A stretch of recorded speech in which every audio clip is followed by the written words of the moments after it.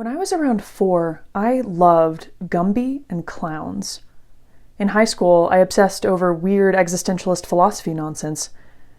Boy, did this show revive some long-dormant hyperfixations. The whole vibe of the show can be summed up in the phrase cozy yet overstimulating existential dread. Literally everything supports this very particular aesthetic. Take the art style, for example, this fluorescent surrealist nightmare. In this interview, Gooseworks mentioned some of her inspirations for the art. Everything from 90s toys to low-resolution old internet webcore nonsense. This art style presents reality as something frenetic and disjointed. Goose also cited I Spy books as an inspiration, so it makes sense to see all these random things in the background. Like there's some dice, there's some sort of globe window behind Kane here. The circus tent just looks like an MC Escher nightmare built out of painted wooden children's blocks. There's also that scene in episode 1 where Pomni's opening all the doors looking for Kane, and she looks into a bathroom straight out of a 20th century surrealist painting, only for a creepy mask to shoot out at her with this horribly crunchy scream sound effect. It's striking and unsettling. These objects are all decontextualized from their intended use. Like in the surrealist movement, the weird assortments are off-putting, illogical, the sorts of things the unconscious mind might conjure in dreams. But the circus differs from surrealism because to me it's less about capturing the fragmented logic of dreams and more about the fragmented logic of the internet or the modern world or something like that. This is a video game. It's glitchy. Stuff breaks around the edges. It feels like this world is held together by nothing but paper-thin polygons and dubious code. So in this context, the disjointed objects feel like the torrent of thoughts, images, and ideas that one encounters online. Things lose the meaning they once had in their original contexts. They crowd out the background. Everything fascinates and befuddles. Basically, the digital circus is like T.S. Eliot's The Wasteland with more memes and less mythology. And, oh boy, the fact that that's not the most pretentious claim I'm going to make in this essay should be slightly concerning. Look, The Wasteland is all about questioning our place in a universe shattering around us. You've got the increasing sense of violence and despair after the First World War, and Eliot, the literary scholar, feels like he's watching the collapse of meaningful narratives about how to live in the world. Is that really so different than our world now? At least when I watched the show, I found it weirdly relatable. I'm apparently the exact target audience of weird people in their 20s, and I couldn't help but notice how well the show presents, satirizes, and comments on the life situation I and many people my age have found ourselves in over the past few years. It reflects common fears about how we're all caught up in these forces beyond our control that we have no hope of escaping. It reflects the monotony of the modern workforce, where we get up each morning, do what's expected of us, go home exhausted and overwhelmed, then get up and do it again and again and again. The world is kind of unhinged right now, and many of us feel aimless and cosmically insignificant. Many are hurting and scared. The digital circus reflects that pain and fear, but it hit me that the show doesn't just show us our own dread. It potentially helps us deal with it. It's starting to, at least. I look forward to seeing where future episodes go. And I say all this knowing that the show may just end up being soul-crushing, which I don't think would negate what I'm about to say, but we'll see. Basically, my thesis here is that the Amazing Digital Circus shows what it can look like to love people even when we feel like we're hovering in an abyss. It shows us the beauty of empathy amid existential dread. And that little reminder of love can help us get by. It's helped me, and I want to talk about why. Also, a quick disclaimer. I'm just some nerd. My own views on life, the universe, and everything do look a bit different than the way they're presented in the show here. But I'm only going to talk about that very briefly at the very end. Because for the most part, I think it's better to just let the art speak for itself, and hopefully by the end it'll be evident why this show has been so meaningful to me. Part 1. The Circus and the Abyss. First, I need to lay out how the show presents the world as dreadful in the first place. So, quick synopsis if you're one of the 2 people who hasn't seen it yet. Our protagonist Pomni finds herself trapped in a digital world with a bunch of other dysfunctional people who've all been turned into virtual cartoon characters. Kane, the AI ringmaster, keeps the circus's human occupants entertained by creating games and adventure scenarios for them to play through. In episode 1, Ragatha explains that the adventures exist to keep the characters from having complete mental breakdowns, to keep their minds healthy and stimulated, as she says. Basically, they distract from the dread all the characters are feeling. But as she explains why they go on adventures rather than trying to escape, her demeanor of the nice mom friend slips, and you start to see her own sense of the pointlessness of it all. After a while, you start to realize that you really can't leave, and constantly chasing an unattainable goal will start driving you a bit crazy. And eventually you get to asking what the point of anything is, and you completely lose sight of who you are and why you're even alive, and when you reach your breaking point, something really terrible can happen. The consequences of total mental collapse are indeed dire. Kaufmo offers an example of abstraction. When a character loses their grip on reality, they turn into a horrible eldritch monster and get thrown into the cellar with all the other characters who've abstracted before them. Pomni, who spends the entire first episode freaking out, tries to escape the minute she sees an exit door, only to find that there is, in fact, no exit. After a foray into the liminal office spaces of Kane's unfinished world, she ends up in the void. The circus is just a small island in a sea of nothingness. There is no way out. There's also no point to staying. With no reason to stay and no way to leave, all the characters can do is cope the best they can and find some shred of anything to hold on to in this meaningless existence. The first episode is all basically set up. We meet the characters, the world, the idea of adventures to stave off total mental collapse, and the devastating results of said collapse. While the plot here is somewhat thin compared to the next episodes, the way this episode sets up an entire existential dilemma with just a few deft plot points is pretty impressive. The implicit question is, how does one cope in such a world? How does Pomni learn to cope? The answer is that she learns how to love the people there, genuinely and selflessly, but this progression takes time, and Pomni moves through several existential postures, I'd say, to get there. I'll talk about 3 of them. I say postures rather than stages because all 3 are involved in each of her major points of character development. They can't be disconnected from each other, basically. Boy, it sounds like I'm about to do a Fear and Trembling with Sad Jester Girl. Kierkegaard would be rolling over in his grave. Or he'd think it's funny. Part 2.1, Suffering the Abyss. First, she has to accept that the existential abyss exists. She must face it fearlessly, without running from it or trying to distract herself from it. I don't mean this in the way some nihilistic philosophy bro might mean it, a sort of stoic acceptance of meaninglessness and misanthropy.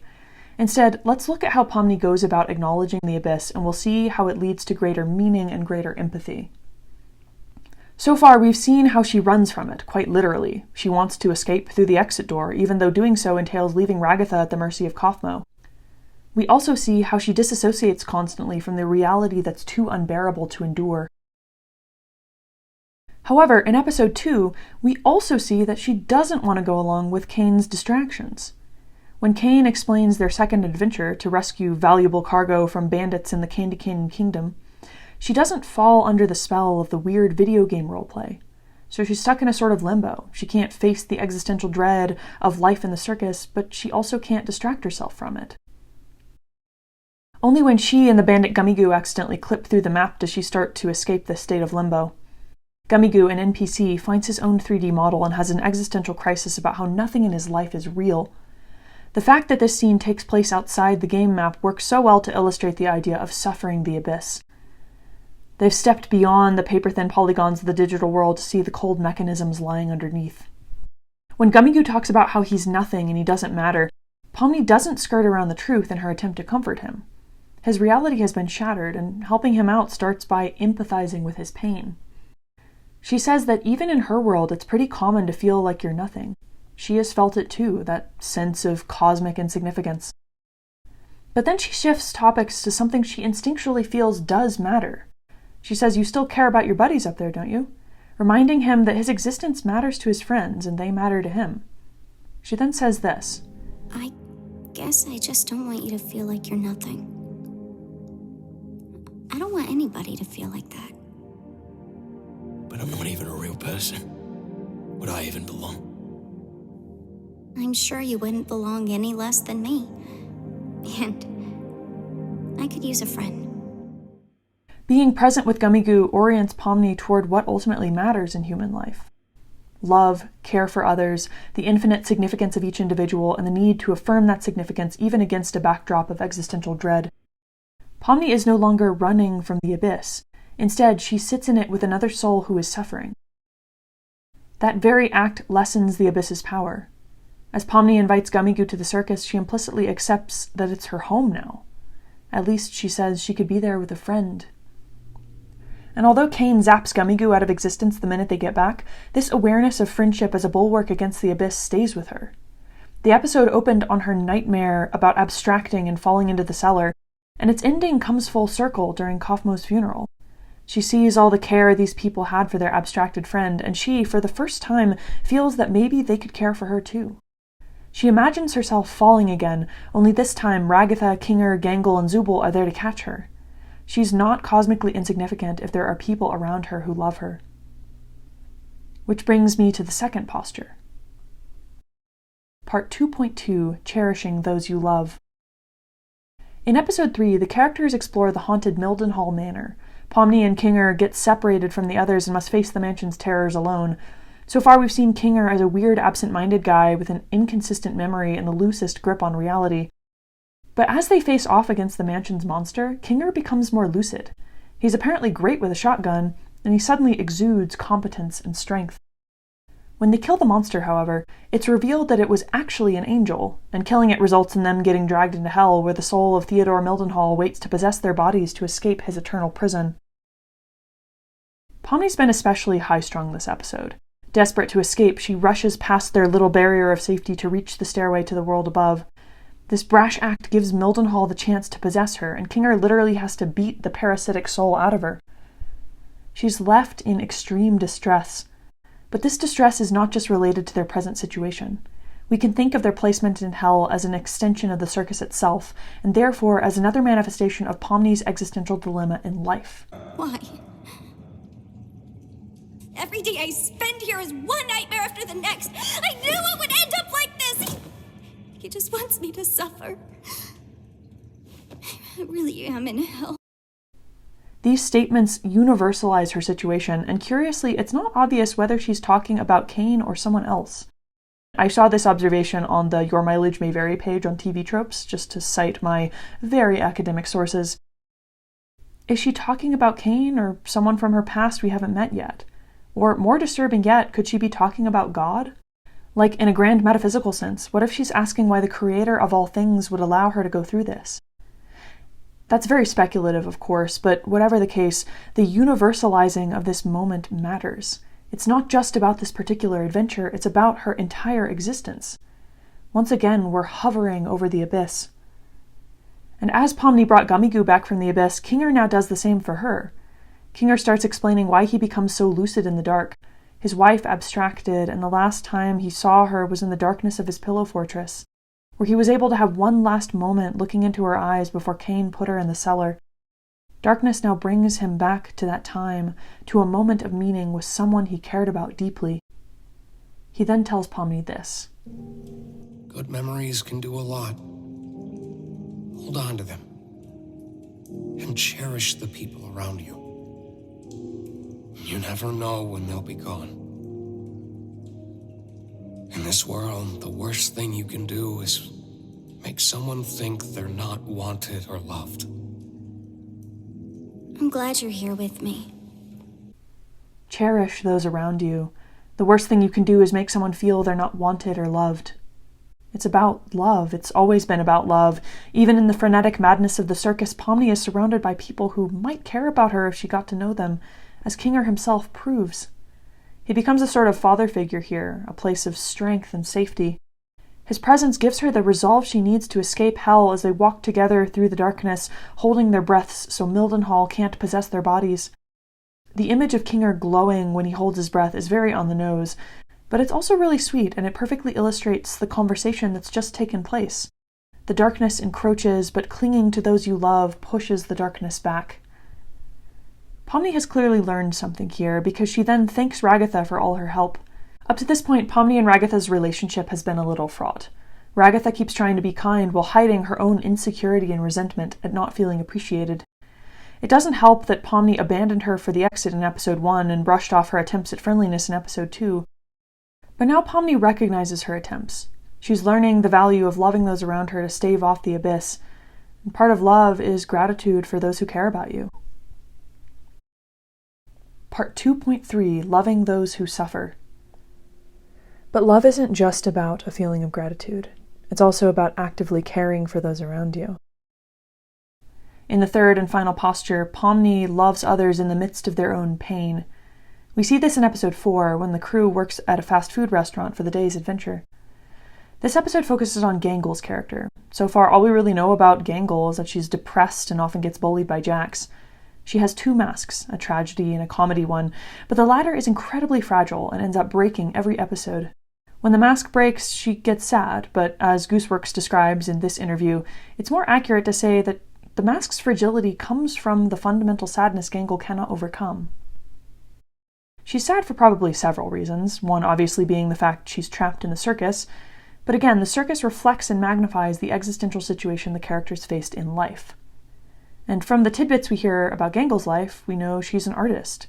She had aspirations to start a webcomic, but failure and the expectations of the modern world pushed her into a monotonous job as a shift manager at a fast food place, a role she apparently clings to given how seriously she takes things during the day's adventure. As for why she clings to a role she actually hates, I think it's because she's a perfectionist.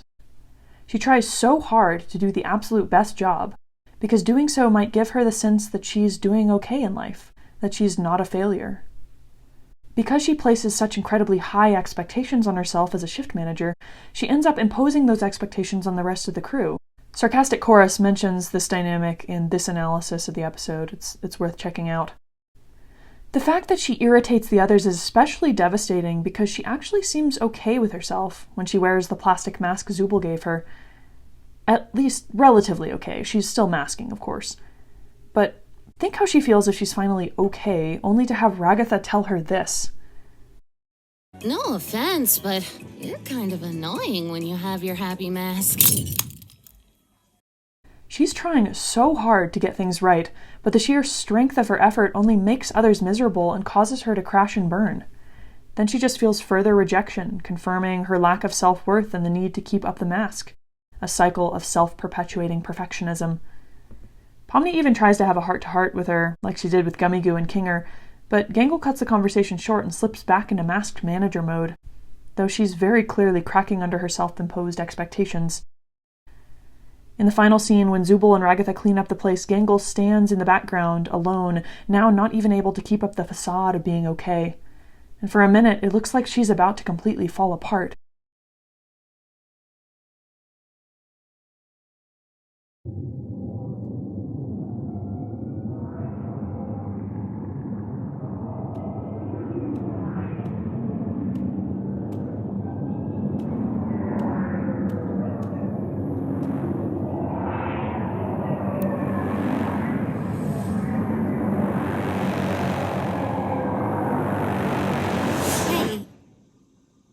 You know, I can close for you if you want.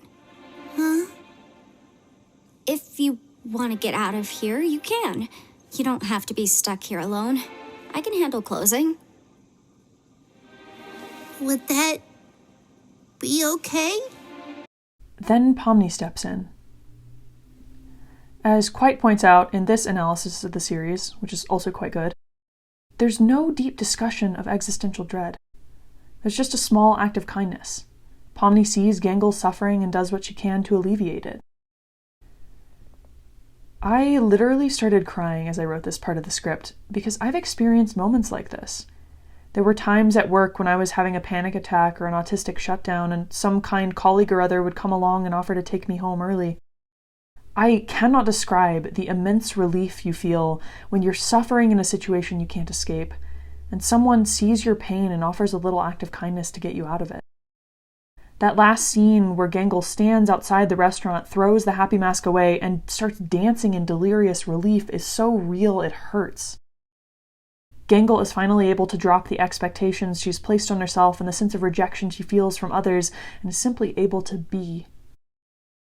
Because we see how deeply Pomni's kindness affects Gangle, we get an insider's perspective on just how profound these little acts of love can be in the lives of others. We see the beauty of selfless love. We see how it can alleviate suffering. Now, Gangle is still not okay. In the last scene, she's isolating herself from the others, but then Zubul comes over to check on her and, rather than offering some sort of pep talk, simply says they enjoy hanging out with her.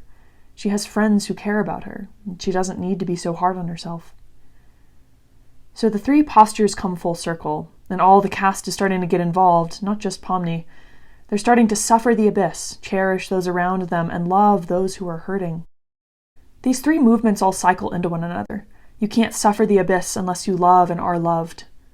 Love is the answer. Love makes the abyss disappear. And in a weird way, the abyss makes these small, concrete acts of love all the more beautiful. Also, a really interesting aside, but I came across a Tumblr post theorizing that the characters only abstract when they feel fundamentally unloved. Kaufmo didn't feel like anyone appreciated his jokes, for example, so even though the characters did seem to care for him, maybe he felt rejected on a fundamental level. The post theorizes that Jax will end up abstracting because everyone hates him, so we'll see about that. I really like this theory because it perfectly coincides with the gist of the show's themes. It also presents interesting ideas about the relationship between love, identity, community, and meaning, but that could be a whole nother discussion. Part 3. Love Destroys the Abyss. Whatever the case, despite the clear depiction of existential dread, I do find the show fundamentally optimistic. Like, in a way that's helped me process some difficult things I'm going through. I won't go super in detail, but I'll say there's a combination of mental health issues, a very difficult work environment, and just the generally terrifying state of American politics and the world more generally right now. The world does feel a little unhinged, and I found myself fighting feelings of overwhelm and hopelessness. But weirdly, the show has given me the strength to go on in a really difficult life situation, and that is not an over-exaggeration, because it's pointed me towards some meaning that I can cling to, even in the difficulty. Pomni offers such a wonderful example of what it looks like to care for others in the abyss while also paying attention to your own pain. The show reminds us that even our little attempts to love others matter deeply. The love that truly sees others in their pain and is able to be present with them. When I see that type of love, I fully believe I am seeing the meaning of the universe. I'm a fan of the French philosopher and mystic Simone Weil. There's an interesting story about her meeting the existentialist Simone de Beauvoir. During the conversation, de Beauvoir said something like, "The point of life is to find meaning, not happiness." To which Weil responded, "Clearly you've never gone hungry." Weil is really big on action. To her, we can't discover the meaning of life through isolated abstract thought, especially when people around us are hurting.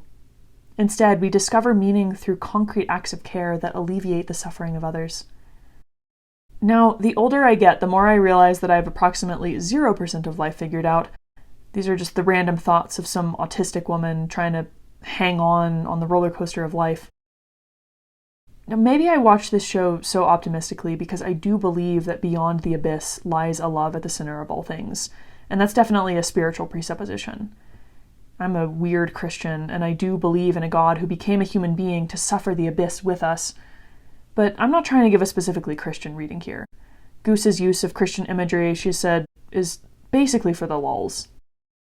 And while I do believe Christianity is unique among world religions in a lot of ways, a lot of faith traditions speak of this love, and the people who embody that love do seem to me to be the people who point toward what matters most deeply.